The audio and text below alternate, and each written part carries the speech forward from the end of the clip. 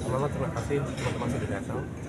Perkembangan utama Indonesia ini karena memang perkembangan pasar Sulawesi yang memang belum sampai saat ini belum tergarap, sehingga Indonesia melihat bahwa potensi ini perlu diambil dan potensinya cukup besar, sehingga kami langsung membuka 4 rute domestik dari Makassar, yaitu Surabaya, Luwu, Kendari, dan Palu, dengan frekuensi total sekitar hampir 8 kali sehari.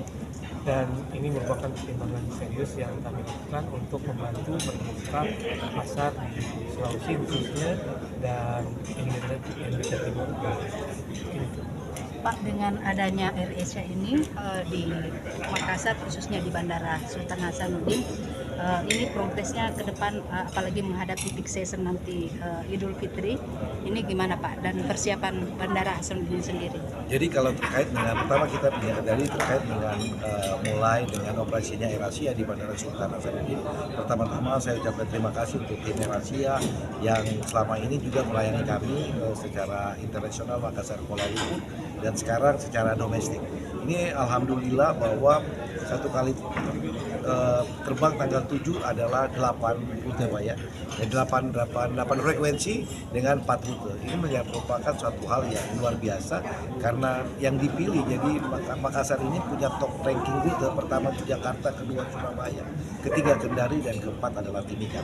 Saya berharap bahwa rute ini juga menjadi satu hal yang juga bisa memberikan manfaat kepada masyarakat. Minimal harga tiket itu bisa bersaing.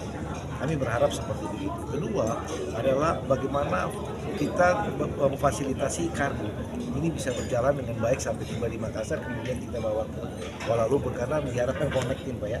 Kita harapkan connecting. Ini menjadi satu hal yang luar biasa dan kami berharap bahwa AirAsia juga menjadi home-base-nya di sini untuk melayani seperti tadi saya bilang. Sekarang kami dari barat sudah ada, intra Sulawesi sudah ada. Kita berharap adalah timur dan selatan yang bisa dilayani AirAsia. Sehingga apa yang diharapkan kita berkembang antara objek wisata yang ada di Makassar ini akan terkonek dengan pintu di Kuala Lumpur atau pintu di Bali. Itu bisa harapan kami seperti itu. Ya, Pak.